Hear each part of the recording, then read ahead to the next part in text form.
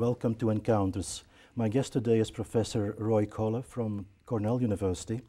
I've met Professor Colle some time ago in the late 80s when he invited me to be a visiting scholar and professor during the summer school program at his university. And I've always enjoyed my summers in Cornell, not only because of the weather and the environment, but also because of the facilities at his university. Professor Colle specializes in a similar topic as I do, communication and development, but his experience and expertise is more directed to the application of new technologies, or initially old technologies, now having become new technologies. Over the years we have stayed in touch. He has also produced a couple of books and contributions to books I edited, but the one which is rather recent is Advocacy and Interventions, Readings in Communication and Development, and that's one which is downloadable for free on the internet. Now, just by way of opening, Professor Colle, you made a statement that hardware, in other words, technology, is not the answer for today's and the past problems related to communication and development. So what is? Well, you know, I asked a group of students here at Amherst recently if they had ever heard of Super 8. Mm-hmm. Not one person in that group had heard of Super 8. Super 8 goes back to, what, the 1960s. Right. And we thought at that time that Super 8 was part of the communication revolution. But Super 8 is no longer here. I did a lot of my early work in development and communication in upstate New York with low-income people using audio cassette tapes. They're not around either any longer. And that's the point, that they're not around. And even before that, there was reel-to-reel tape. Right. So these technologies have disappeared, but the need to communicate effectively for development continues to exist. And now we have newer technologies. We have computers emerging all over the world.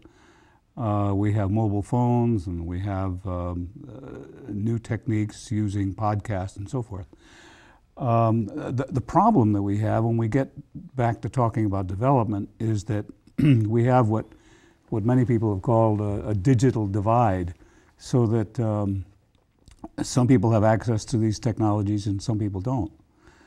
And my contention is that that's only part of the challenge, part of the problem, access to technologies. Right. I don't think that it's true when you say, if they build it, they'll come. In fact, if you build it, they may not come. But many projects are based on that assumption that you have to provide them with the technology before something can happen. So is that wrong? I won't say it's entirely wrong. Let me just say there's a different approach. Mm-hmm. We have a project going in Vietnam right now, where we have created what are called Telecentres. Some people call them community learning centers. And before we launched the program, we did some research in the community to find out what the people perceived to be their needs. Mm-hmm. in terms of information and communication. We also took pains to train the people to use the technology and to understand the benefits that could come from it. Mm-hmm. So it wasn't the hardware that was important, it was the kind of activity around that made hardware useful and important. So the hardware needs to be positioned in a locality or in a community in order to make it work. Yes, yes. And of course, one sees here in ACT TV the opportunity for people to come and use excellent facilities for editing and producing television programs or web programs. But that audience still has to be trained, and it's not just training in how to do it. It's not just the skills. The skills. Mm-hmm. It's understanding what can be done and understanding how to plan material to go into these media. So it's more the emphasis on the social involvement of people and their interaction with technology which matters. Yes, I believe that's the case, yes. You made a reference to telecentres. Telecentres, of course, in our field is a known concept, but for our viewers, can you briefly explain what is meant? Well, I mentioned earlier the idea of the digital divide, that many people have access to computers and the web and the internet, and many people do not. Some of us take it for granted that we have that, those kinds of things, but half the world does not. And therefore, we've come across a plan to provide access for people outside of their homes. Mm-hmm. And these are community access places where people can come and get on the computer. It's like a library. In my home city, Ithaca, New York, the library has got maybe 60 computers. You know, a library is not just books anymore. Right. 60 computers, and people come there and use them. So it's a matter of them having access to the computer, but also to broadband technology. Telecentres have been created usually through the foreign aid of many organizations like the World Bank and U.S. Agency for International Development and others, creating these community learning centers mm-hmm. where people can come and use the computers and the internet to get information on health, on agriculture, and even government services. But that's today's situation. In the past, of course, before the arrival of computers or the popularity of computers, we also made references to telecentres, but then it were centres where radio was being broadcast or in combination with all other kind of communication. Well, if you go way back, and this is really way back, we had things called radio forums, farm right. radio forums, created initially in Canada and then exported to India. And you had farmers who would sit around in a circle, and the radio would be brought into their midst, and they would listen to broadcasts. That was a kind of community learning right. center. We experimented with this kind of idea later on using audio cassettes. We used them in upstate New York during a major state program that was a war on poverty program, and we took audio cassettes into rural communities, mm-hmm. particularly engaging women. Mm-hmm. Why women? Well, we were working with the cooperative extension system, and one of the important efforts within the system at that time was nutrition and health, and to some extent family planning. Mm-hmm. And so women were an appropriate target. And so we were able to get people to come together to listen to audio tapes, and we would use various kinds of content. It was not just lecturing mm-hmm. women on nutrition, but we engaged them with what we were calling then soap operas, and I think right. we still talk about They're soap still operas around, on yeah. television, yes. But we use soap operas to engage them in learning about health and nutrition.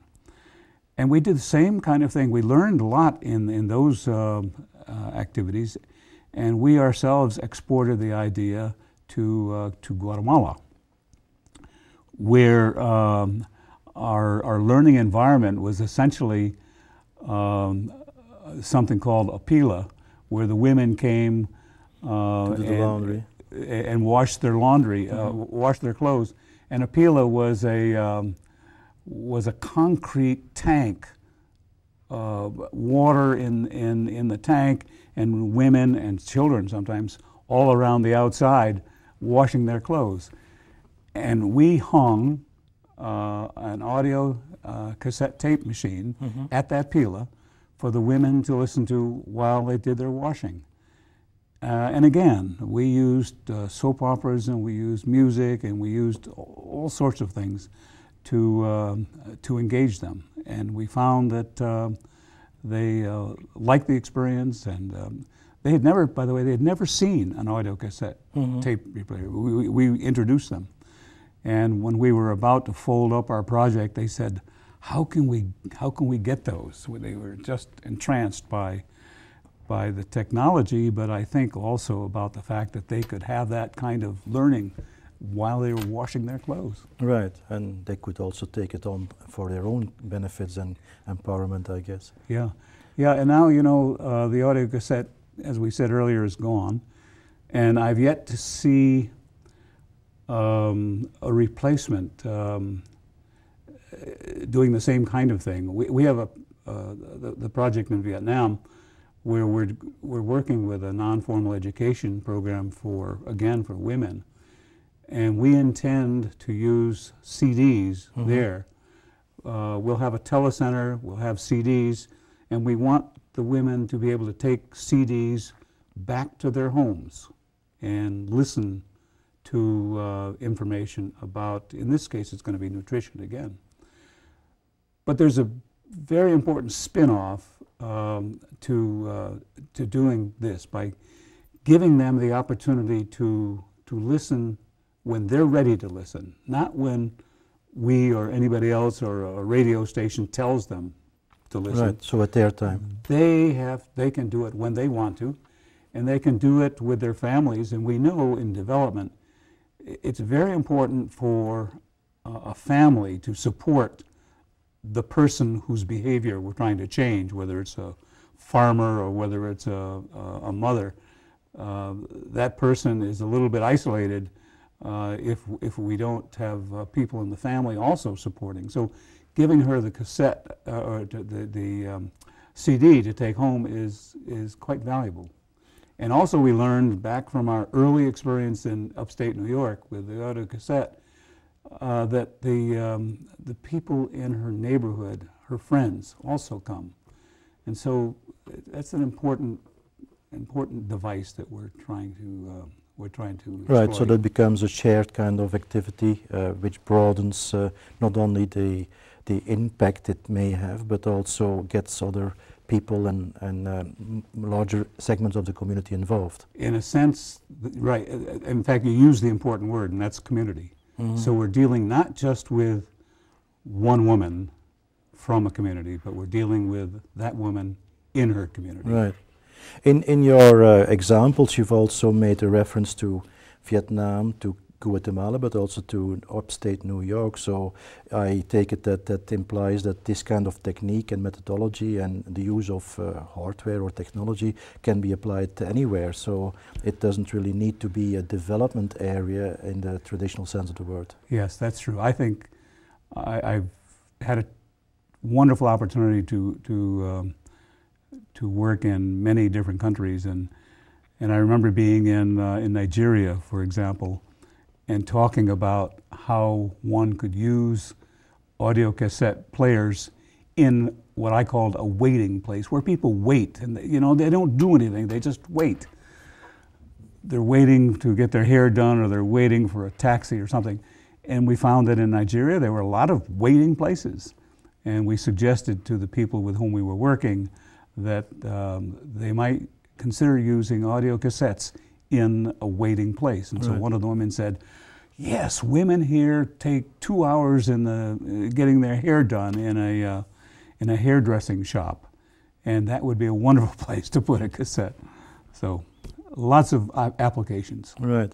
Now, one thing which is always being discussed with regard to the use of these technologies for development or for social change purposes is their actual impact. We already agree that it's not the hardware, it's just the context in which all this takes place, but one argument is it will not last, it will have a limited time life, and so how can you make these kind of exercises sustainable? That's a critical issue, and what we see in some countries, in some areas, say Africa, for example, is that telecentres have been created through the good intentions of people in UNESCO, in the Canadians, International Development Research Center, right, and so forth. And also some American organizations. And certainly USAID, U.S. Agency for International Development, has been very active in creating telecentres in Africa. But unfortunately, we've seen many of them fail. The sustainability issue is really critical. It doesn't have to happen that way. We created, working with a university in Tamil Nadu, India, South India, we created some telecentres back almost 10 years ago. They still exist. The ones we created, established in Vietnam are now in their, I don't know, third or fourth year and still going strong. So what's the success rate? What's the reason for a success against failure? I have a very strong bias in that regard. Look, I think that we go back to your initial comment about hardware. Is it hardware that's important, or is it something else? I think it's the something else.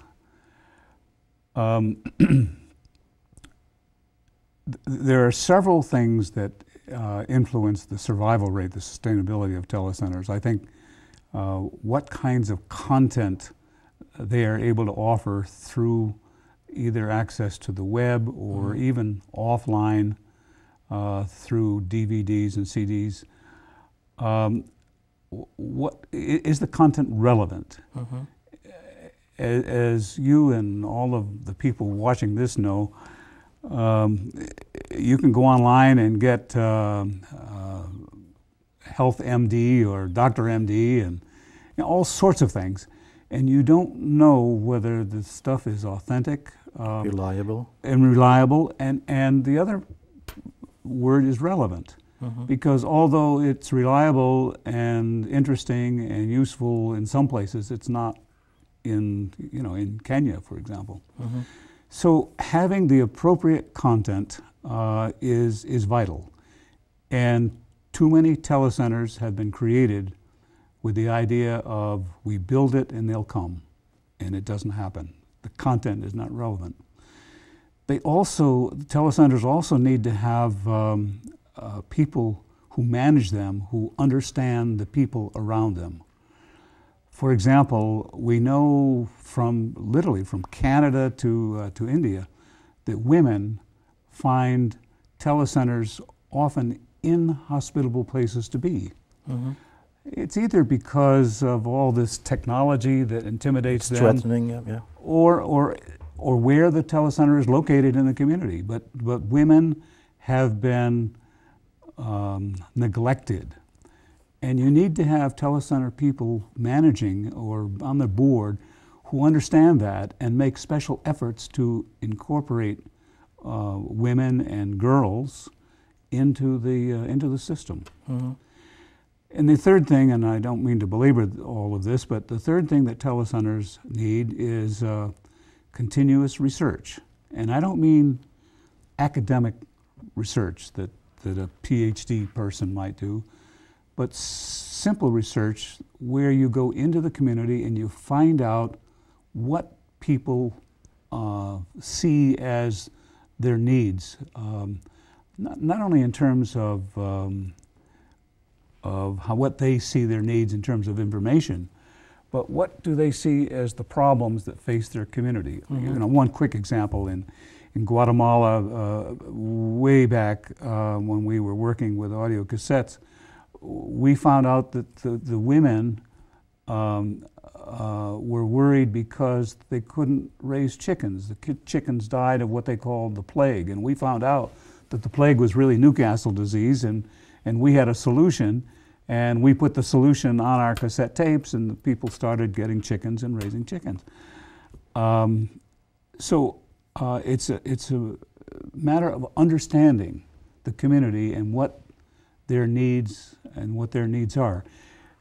We're dealing with this in Vietnam right now. We've done some simple research to find out what women need, but we have to blend in with that other kinds of needs that are perceived by experts outside. Right. So it's not just community driven, but it's also blended with experts who can look at the community and say, look, there is this kind of system that is negative, and we got to do something with that. And people might not understand that, so we have to blend the two. Yeah, I recall that one of your arguments is that even experts have to come with questions and observe what's going on, listen to people, and then may add their own advice and recommendations rather than coming in and lecture them, as often happens. Well, in my experience, I would say that you have some very good experts in particular subject matter. Mm-hmm. It may be health, maybe agriculture and so forth, but they're not good communication people. Mm-hmm. In fact, let me tell you a very simple story. I've found that when extension agents in the U.S., this is not necessarily what happens in Massachusetts, but it happens in some places. Extension agents go to get postgraduate training, and inevitably they're getting postgraduate training in plant pathology or animal science, but they never, maybe never is not a good word, they often don't come to get postgraduate training in communication. And yet their major activity in this country and around the world is communication. Right. And so you may have experts, but they're not experts in communication. So. And as we both know that over the years we have been trying to advocate the role and importance of communication for development. Haven't we done a good job, or are we still... we have not done a good job. We know that there have been arguments and efforts over the years, particularly in, I would put the 1980s as one of the important periods, when we have tried to get major development agencies to recognize the importance of communication in development. And for a lot of reasons they didn't. I mean, there was the cost of, tape recorders and video and so forth. It was not as visible and as detailed as economic criteria can be used for impact assessments, yeah. Right?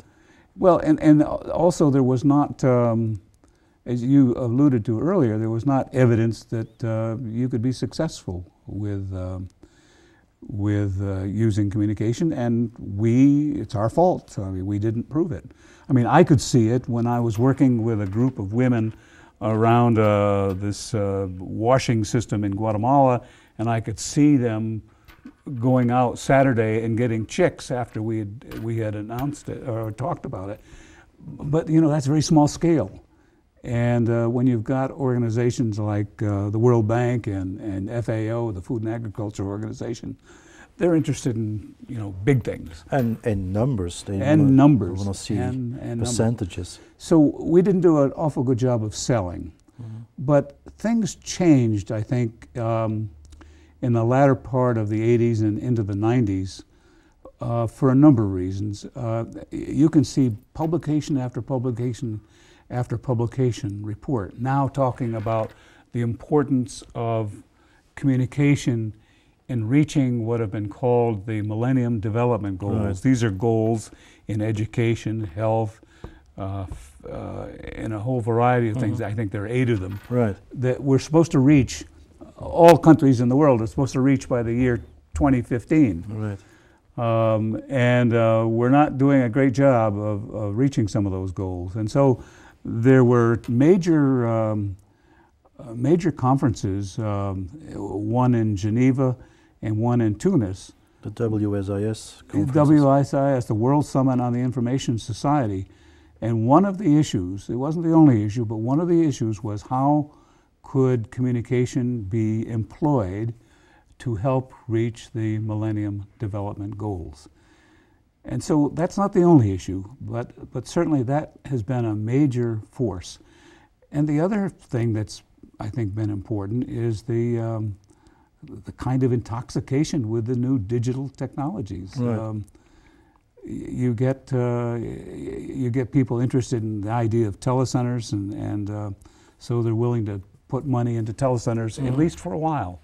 I understand that some of the major organizations are a little bit less interested these days. I mean, the bloom may be off of even telecentres. I hope not, but yeah, it comes and goes, and it is a bit related to fashions. But underlying or implicit in your argument is also the importance of research and the importance of the contributions which universities could make. Can you specify that? Oh yeah, you know, this is one of the things that touches my heart. I mentioned three things that telecentres need to survive. They need good content. They need research, simple, not PhD research, but simple research. By the way, research not only on what people need, but they also need research on how effective they're being, because they need to change. And they need to have some capacity for training, not only training their own staff people, but training the community. Universities can do all of these things, and we demonstrated this in both South India and in Vietnam. And I've talked about what we have done in international forums. I guess it's not too much to say, all over the world. At one of the world summits, I didn't speak at the summit itself, but we had some meetings on the side of the summit, and I talked about this. And I've talked about this in Taiwan at a major meeting of Asia Pacific countries.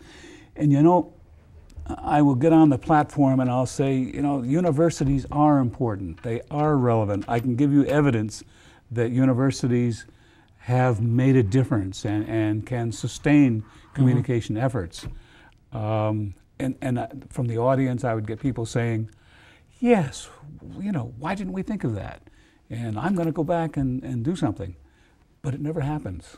But are universities prepared to play that role? Some are and some are not. You know,